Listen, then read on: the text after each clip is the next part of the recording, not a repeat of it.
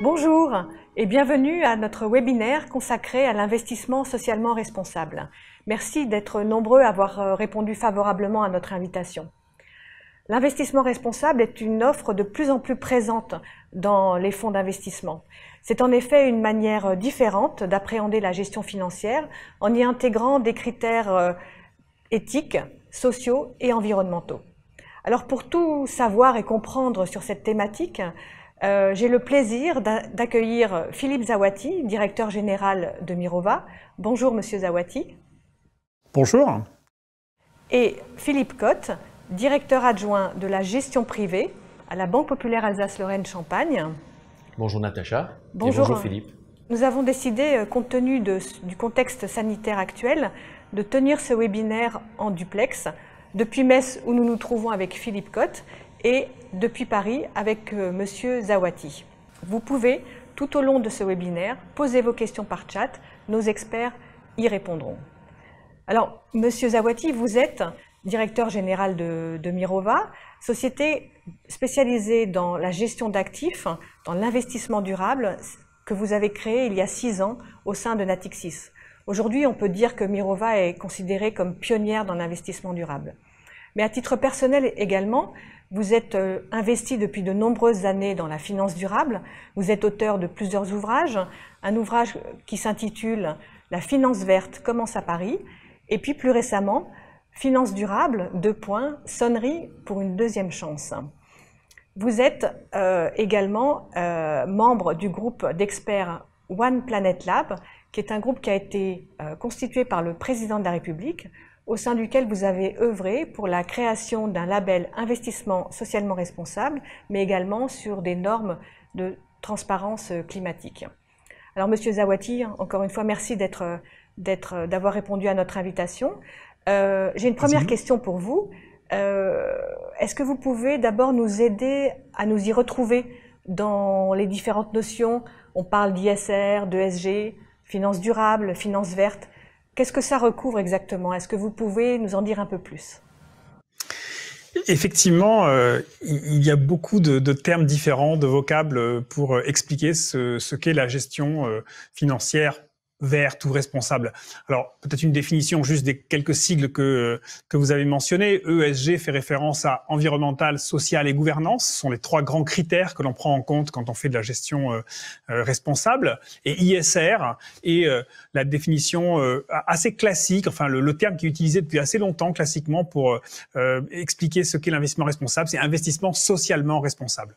Mais je crois qu'il faut surtout dépasser ces terminologies, ces sigles, tous les métiers ont leur jargon. Je crois que l'important, c'est de comprendre ce qu'il y a derrière. Derrière, il y a la volonté de concilier le métier de l'investissement, qui est un métier que vous connaissez, un métier classique consistant à apporter des capitaux à des projets, à des entreprises, à des personnes qui ont des projets pour l'avenir et qui est un métier qui est basé sur la confiance en fait entre celui qui prête et celui qui reçoit et qui utilise cet argent pour développer ses projets. Et donc combiner ce métier, je dirais, séculaire de l'investissement qui cherche évidemment à offrir une rentabilité financière à celui qui investit et puis la recherche d'impact environnemental et social et la gestion des risques environnementaux et sociaux. Et aujourd'hui, à travers la finance responsable, on arrive à combiner ces 2 éléments-là, c'est-à-dire à offrir aux épargnants la possibilité d'investir dans des nouvelles technologies, dans les industries de l'avenir, dans les solutions pour un monde et un développement plus durable et en même temps leur offrir la rentabilité, la performance financière dont ils ont besoin pour répondre à leurs propres objectifs dans leur vie. Voilà ce qu'est aujourd'hui fondamentalement, je pense, la finance responsable. Mais justement, vous parliez de risques. Comment se sont comportés ces fonds récemment dans la crise qu'on a connue? Alors, précisément, pendant très longtemps, parce que moi, ça fait une bonne dizaine d'années maintenant que je m'intéresse à ces sujets de finance durable et responsable, la question traditionnelle était est-ce que vous allez réussir à être performant en ayant des critères éthiques? À partir du moment où vous voulez introduire des critères éthiques ou de responsabilité, ne risquez-vous pas finalement d'abandonner une partie de la performance financière? Or, ce qui s'est passé l'année dernière, enfin depuis 2 ans, et va clairement dans le sens complètement inverse à cela, puisque les fonds d'investissement responsable ont très largement surperformé l'ensemble des gestions, notamment en 2020. Alors pourquoi? Pour plusieurs raisons. Alors évidemment, la crise sanitaire a joué un rôle de déclencheur, un rôle majeur dans ce phénomène, mais il n'y a pas que ça. Il y a des éléments qui sont, je crois, concordants, qui font que ce sont des tendances qui existent depuis assez longtemps, la transition écologique, la transition énergétique, et puis un moment de cristallisation qui est la crise sanitaire. En 2020, les marchés ont, semble-t-il, compris que la transition allait réellement s'accélérer et que les entreprises qui offrent des solutions pour le développement durable, les entreprises qui ont réellement su gérer leurs problématiques, leurs risques d'approvisionnement, leurs risques climatiques, sont les sociétés qui vont réussir, qui vont être les gagnantes de demain. Et notamment, le fait que nous ayons eu des annonces très importantes de la part des gouvernements de plans de relance qui sont clairement orientés vers les technologies d'avenir, vers les énergies renouvelables, vers la mobilité propre, vers la rénovation thermique des bâtiments, font qu'effectivement aujourd'hui, l'ensemble de ces secteurs-là dans le marché ont eu une performance nettement meilleure que les secteurs très carbonés, notamment je pense à tout ce qui tourne autour du pétrole et des industries carbonées. Philippe Cotte, vous êtes directeur adjoint de la gestion privée à la Banque Populaire Alsace-Lorraine-Champagne. Très régulièrement, vous rencontrez avec vos équipes nos clients qui sont désireux d'optimiser leur placement. Est-ce que spontanément, nos clients vous parlent de ces placements durables? Alors évidemment, et Philippe Zaouati l'a dit, 2020 est une année particulière qui accentue encore un certain nombre de phénomènes et de réactions de la part des consommateurs. Nos clients sont des consommateurs. Ils impulsent aussi ces choix gouvernementaux et évidemment des entreprises d'aller vers quelque chose de plus durable, de respect de gouvernance, de respect de l'écologie, de l'environnement, etc. Et donc évidemment, quand ils se portent vers nous, ils sont très sensibles et très à l'écoute de ce qu'on peut leur recommander, nous, Banque Populaire Alsace-Lorraine-Champagne, et bien sûr nos conseillers, vers ces investissements et dans ce sens-là. Donc ils ont été très sensibles et encore plus sensibles en 2020, puisqu'on a vu en 2020 la collecte vers ces placements-là, quels que soient les supports, se sont portés à 75%. Donc les 3/4 des investissements de nos clients se sont portés sur ces supports ISR, label ISR, et évidemment sur les entités de notre groupe qui est très présent, et évidemment Mirova qui est quand même le leader en la matière sur ce sujet-là. Donc évidemment nos conseillers sont en réponse continuelle et au quotidien vers les clients sur cette attente qui est très forte de la part des investisseurs et clients de notre établissement. Nos conseillers sont également promoteurs de ces solutions, ils sont sensibles à l'investissement durable? Alors ils le sont premièrement parce qu'ils sont consommateurs, forcément ils ont également, comme les clients, on vit dans le même monde, les mêmes sensibilités, les mêmes attentes. Ça fait beaucoup d'années, nombreuses années, et Philippe Zaouati l'a dit, ça fait 10 ans qu'il œuvre, mais ça fait effectivement autant d'années qu'effectivement le groupe œuvre dans ce sens-là. Mirova en est l'exemple. Ça fait de nombreuses années qu'effectivement ils sont à l'écoute de formation, de communication dans ce sens-là. Donc ils sont très sensibles à ces données-là. Ils connaissent parfaitement la gamme et ses produits. Donc évidemment, ils sont tout à fait à l'écoute et en capacité à répondre et de conseiller les clients dans ce sens-là. Philippe Zaouati, Mirova gère actuellement plus de 20 milliards d'euros d'encours de fonds ISR. Mais concrètement, est-ce que vous pourriez nous dire comment ça se passe, la gestion d'un fonds ISR, quelles règles on doit respecter et qu'est-ce qui est différent finalement par rapport à un fonds classique? La différence, c'est que dans toutes nos décisions d'investissement, on prend en compte, avec une forte conviction, les impacts environnementaux et sociaux. Alors ça veut dire quoi? Ça veut dire qu'on a une équipe de recherche dite extra-financière, c'est-à-dire on a une quinzaine de personnes chez Mirova, dont le seul boulot en quelque sorte est de comprendre la façon dont les entreprises abordent les risques environnementaux et sociaux, comment elles font évoluer leur stratégie pour prendre en compte les évolutions liées au développement durable et comment tout cela finalement aboutit à des produits et à des services qui vont permettre à l'entreprise de se développer et de croître. Donc voilà, ça c'est une équipe donc qui est spécialisée là-dessus et qui va travailler avec les différentes équipes de gestion. Ensuite, nous avons des équipes de gestion, une équipe de gestion qui gère des fonds actions, européens ou mondiaux, une équipe basée à Paris. Nous avons une équipe qui est basée à Boston, aux États-Unis, qui gère les actions internationales. Nous avons une équipe basée à Paris qui est spécialisée aussi dans l'investissement dans ce qu'on appelle les obligations vertes, c'est-à-dire des obligations émises par des entreprises, des États, des collectivités locales, mais avec pour objectif spécifique de financer des projets d'énergie renouvelable ou de mobilité propre.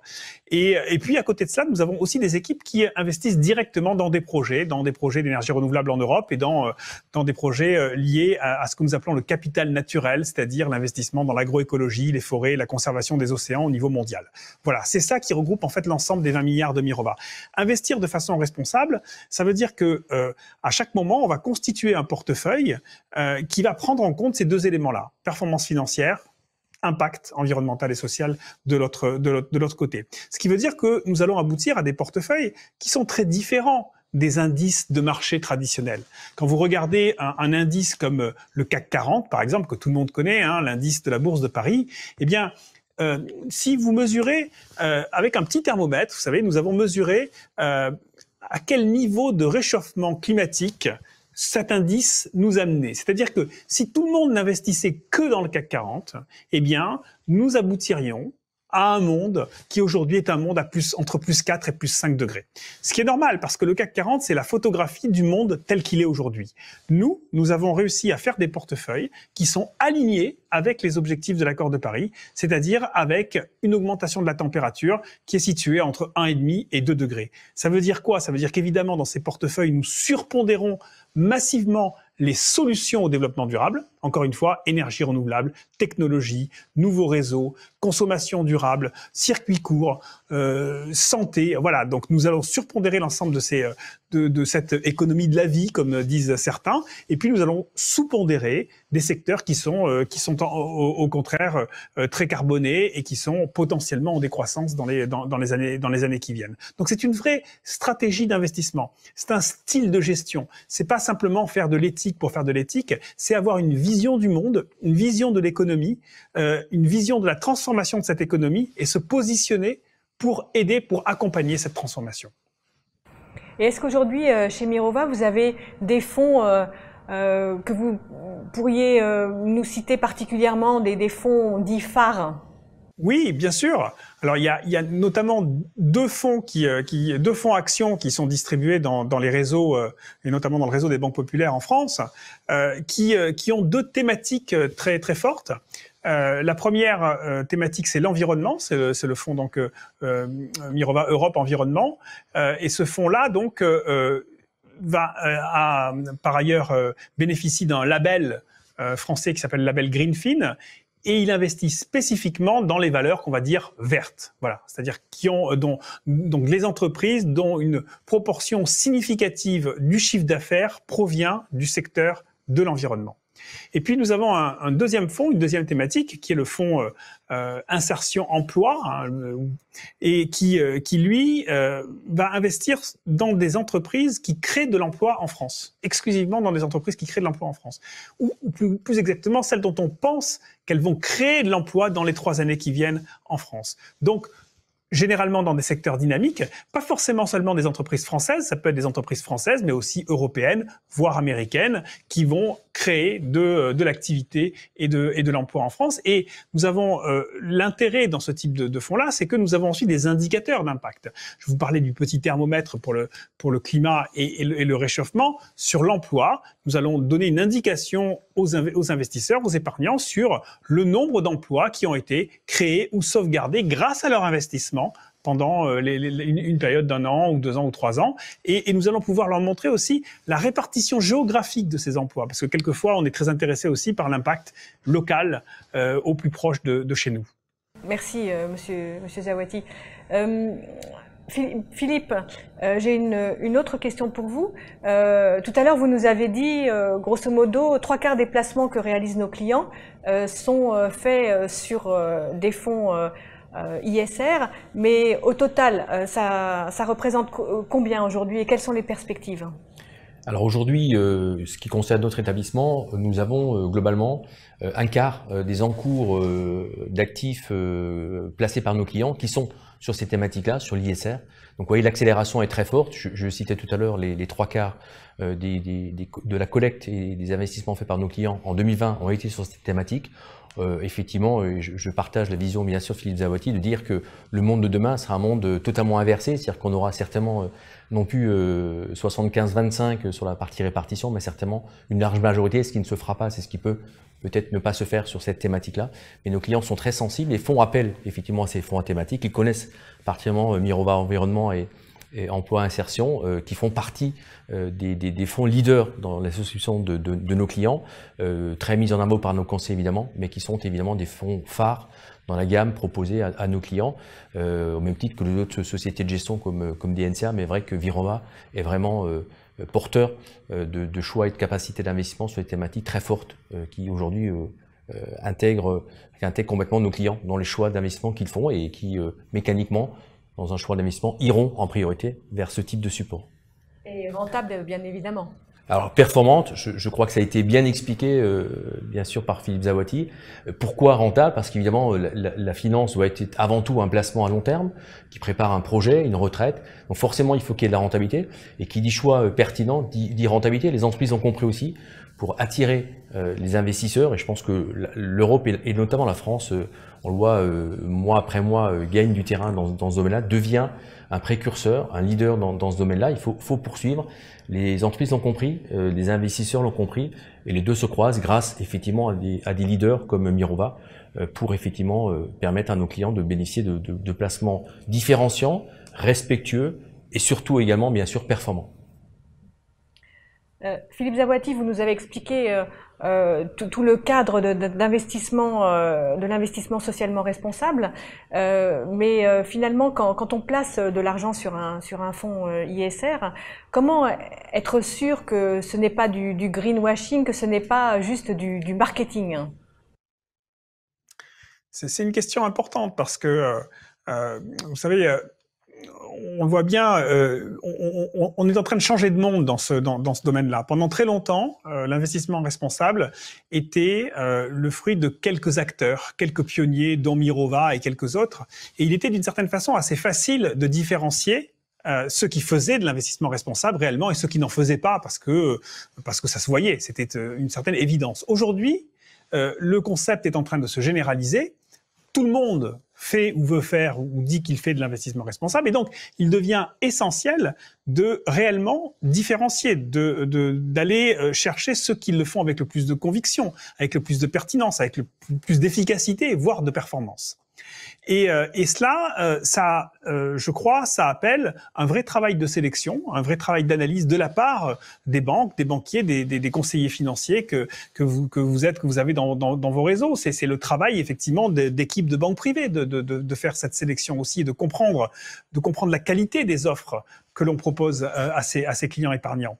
Il y a aussi pour nous aider des labels. Un certain nombre de labels qui existent. Alors, il y en a deux en France, notamment très connus, le label ISR, qui est assez généraliste, qui est aujourd'hui est utilisé par un grand périmètre, un grand nombre de fonds. Et puis le label Greenfin, qui est beaucoup plus spécialisé, qui, comme je le disais tout à l'heure, n'est attribué qu'aux fonds qui investissent réellement de façon très significative dans les industries vertes. Et nous allons avoir très probablement d'ici 12-18 mois, un écolabel européen qui va, là aussi, un peu comme les écolabels que vous avez sur beaucoup de produits industriels, qui va permettre de donner une indication sur la qualité des produits d'investissement responsable.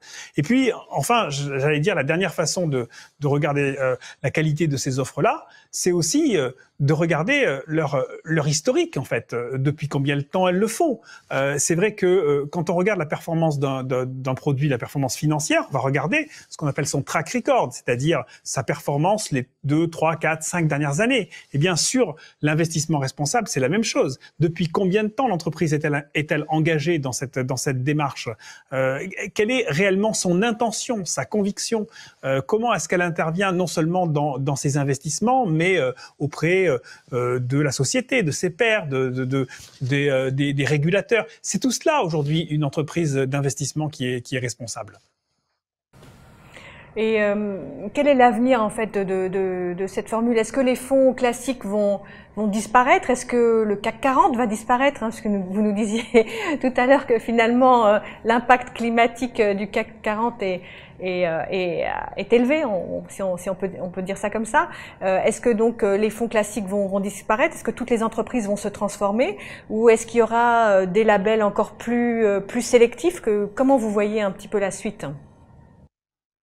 Je crois que le monde est en train de se transformer, l'économie est en train de se transformer, donc les fonds évidemment vont se transformer. Et donc ce que disait Philippe tout à l'heure, c'est-à-dire la transformation de aujourd'hui une situation où on est un quart fonds ISR, trois quarts fonds traditionnels, on va dire, va se bouleverser, va changer. C'est évident qu'on va vers aujourd'hui, moi je pense, pour des réseaux comme les banques populaires, on va vers 100% de distribution de produits ISR responsables, parce que c'est le sens de l'histoire, c'est la force des choses. Maintenant, à l'intérieur de ces fonds labellisés, encore une fois, il va y avoir différentes gradations, différents niveaux de conviction. Certains aussi vont vouloir investir dans les thématiques qui leur tiennent plus à cœur. C'est pour ça que je crois aussi un élément très important, c'est d'entrer en dialogue avec les épargnants et avec les clients. La réglementation européenne va évoluer bientôt et va exiger de la part des conseillers financiers de poser des questions sur les préférences environnementales et sociales des épargnants. Et je pense que c'est très important de redonner le pouvoir aux épargnants, de leur redemander réellement concrètement ce qu'ils ont envie de faire avec leur argent. Et certains vont vouloir plutôt effectivement favoriser et soutenir l'emploi local dans leur région. D'autres vont avoir l'objectif de résoudre le problème du climat ou de la biodiversité. On ne peut pas forcément tout faire en même temps, mais cette volonté, cette nécessité de reconnecter, en fait, de redonner du sens à l'épargne, ça, je crois que c'est une tendance qui ne va pas s'arrêter. Philippe Cotte, quel conseil finalement vous donneriez aujourd'hui à nos clients en matière de placement? Alors on l'a vu, et je crois que ça a bien été précisé dans la question de tout à l'heure et la réponse de Philippe Zaouati. Évidemment, la sélection de fonds et la sélection, je dirais même, des investissements à faire est très difficile pour particuliers. Aujourd'hui, je suis particulier, je souhaite effectivement investir dans des entreprises compétitives, respectueuses, performantes. Il faut faire un choix. C'est très compliqué. On le voit avec le CAC 40, pas là qu'on va trouver les pépites sur ce sujet-là. Donc il y a un vrai travail de fond. C'est pas un travail effectivement, on va dire au doigt mouillé, mais c'est une vraie alchimie et de recherche effectivement. Et il doit être confié à des spécialistes. Et c'est là où nous emmenons nos clients vers effectivement des solutions, on va dire aussi durables dans l'investissement, qui respectent ces critères-là. Évidemment, en respectant le choix d'investissement, et chaque client a ses choix, ses préférences, son horizon de placement, son acceptation au risque également. Et effectivement, il faut que le conseiller oriente le client. Après, il y a une solution effectivement un peu plus poussée, on va dire, c'est que évidemment si j'ai un projet à long terme, que j'ai de l'épargne, pourquoi pas qui est de l'épargne également programmée, je peux très bien décider de confier cette gestion-là en disant à mon conseiller qu'est-ce que je peux faire comme portefeuille dans le respect et un portefeuille on va dire ISR dans ce cas-là, et pourquoi pas déléguer la gestion et confier effectivement nos équipes de gestion secondaire, gestion conseiller, effectivement la possibilité d'œuvrer tout au long de l'année vers ces placements-là, en faisant les sélections des fonds également, et en respectant effectivement les critères d'investissement et de choix du client. Donc on a effectivement toutes ces solutions-là, c'est de l'écoute, du dialogue avec nos clients, avec le conseiller de la Banque Populaire Alsace-Lorraine Champagne, mais également tout au long de ce placement, c'est-à-dire qu'il ne doit pas s'arrêter au moment où je souscris, il doit effectivement faire l'objet de discussions, de suivi. Les clients, évidemment, et dans sans free-fall de l'information en ligne, donc très mal effectivement sur un certain nombre de sites, et pourquoi pas le site de nos sociétés de gestion Emirova, pour aller eux-mêmes chercher de l'information. D'ailleurs, ils viennent très souvent avec une idée bien pertinente, avec quelques choix déjà, et souvent ils sont également, on va dire, ils suivent les recommandations, mais aussi ils viennent avec leurs propres convictions, leurs propres recherches en amont, et c'est très intéressant. Ce qui enrichit aujourd'hui le dialogue avec nos épargnants et nos investisseurs, c'est cette richesse de discussion qui fait du quotidien in fine, un investissement responsable, durable, performant. Alors nous voici au terme des questions que nous avions préparées. On a de nombreuses questions de la part des auditeurs, donc nos experts vont bien évidemment y répondre, mais nous en avons sélectionné deux qui sont assez représentatives des questions qui sont posées aujourd'hui. Alors j'en ai d'abord une pour vous, Monsieur Zawati. Comment moi, épargnante, je peux être sûre que quand je place mon argent, comment je peux vérifier par moi-même, c'est ça la question, comment je peux vérifier par moi-même que mes fonds sont bien placés? Bien, il y a aujourd'hui effectivement des outils de transparence, de plus en plus, qui sont mis à la disposition des épargnants. Donc vous pouvez effectivement avoir accès au reporting des fonds d'investissement qui vont vous donner un certain nombre d'indicateurs. Donc je parlais du thermomètre tout à l'heure, mais c'est aussi l'allocation d'actifs, les principales lignes du portefeuille, les principales actions qui ont été investies par l'équipe de gestion, et puis potentiellement d'autres indicateurs comme la création d'emplois, l'égalité entre les hommes et les femmes à l'intérieur des entreprises du portefeuille. Voilà, donc on a de plus en plus des éléments de transparence, et cette transparence est d'ailleurs de plus en plus une obligation réglementaire. Et puis ensuite, bien entendu, si vous avez des questions plus précises et complémentaires par rapport à cela, vous pouvez accéder au portefeuille lui-même, aux lignes à ligne, et puis encore mieux, en discuter avec évidemment vos conseillers gestion privée. Merci, Monsieur Zawati. Il y a également une question pour Philippe Cotte qui est est-ce qu'il y a un minimum d'investissement pour placer sur ces fonds durables? Il n'y a pas de minimum d'investissement, et heureusement, il doit être accessible à tout portefeuille, à tout investisseur, à toute bourse, effectivement. Donc il n'y a pas de minimum. Ça peut être fait au travers, bien sûr, d'un contrat d'assurance vie, d'un PEA, d'un portefeuille titre. Tous ces titres sont éligibles, évidemment, dans l'ensemble de ces supports-là, sans minimum de souscription. Donc le client qui souhaite investir une certaine somme en diversifiant une part plus ou moins à risque et plus ou moins vers tel et tel support, pourra le faire très aisément. Son conseiller sera évidemment là pour l'aiguiller et effectivement activer la souscription, voire l'arbitrage de son portefeuille titre ou de son contrat assurance vie. Il y a une autre question. Est-ce que ce sont des placements risqués? Évidemment, ils sont effectivement à risque, un minimum à risque. C'est là l'adéquation entre mon objectif d'investissement, mon durée d'investissement, mon profil de risque, qu'est-ce que j'accepte comme risque, doit être clairement analysé par le conseiller. On l'a vu en 2020, il fallait être un peu solide en début d'année et puis voilà, puis en fin d'année on a retrouvé de belles couleurs. Les gens qui aujourd'hui sont toujours investis sur ces fonds-là, et grâce à la performance effectivement de ce fonds-là, on retrouvait des couleurs et on retrouvait des belles performances, évidemment positives. Donc c'est important de jouer la carte de la bonne analyse de mon choix d'investissement. Évidemment risque, mais je pense moins risqué, puisqu'effectivement ce sont quand même les périmètres et les secteurs, on l'a vu tout au long de ce débat, qui aujourd'hui sont favorisés par les gouvernements, par les entreprises, donc forcément peut-être moins risqué aujourd'hui d'investir dans une société de ce type-là, qui a l'avenir devant lui, peut-être que vers d'autres sociétés qui doivent se remettre complètement en question dans un monde qui évolue très fortement. Nous voici arrivés au terme de ce webinaire. Monsieur Zawati, est-ce que vous auriez quelques mots de conclusion? D'abord, je voulais vous remercier pour cette invitation et j'espère que ces échanges vous auront convaincus d'explorer plus avant ce qu'offre la finance responsable. Merci, Monsieur Zawati, d'avoir été notre invité. Philippe Cotte, est-ce que vous pourriez également nous donner quelques mots de conclusion? Bien sûr, Natacha. Alors déjà, effectivement, merci de l'invitation, merci de l'organisation de cette webinaire sur cette thématique très importante aujourd'hui et qui certainement tombe au bon moment pour pas mal d'investisseurs.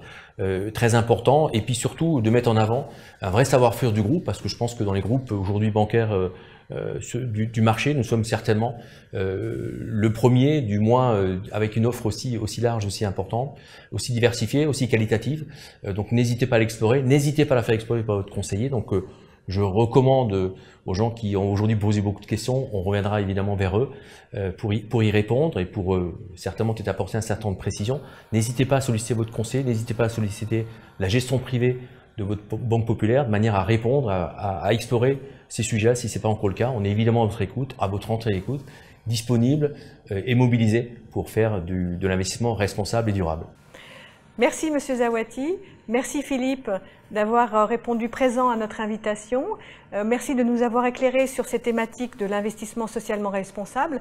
Merci à vous, clients et auditeurs qui avez été avec nous aujourd'hui. On se donne rendez-vous pour un prochain webinaire consacré cette fois-ci à l'investissement immobilier.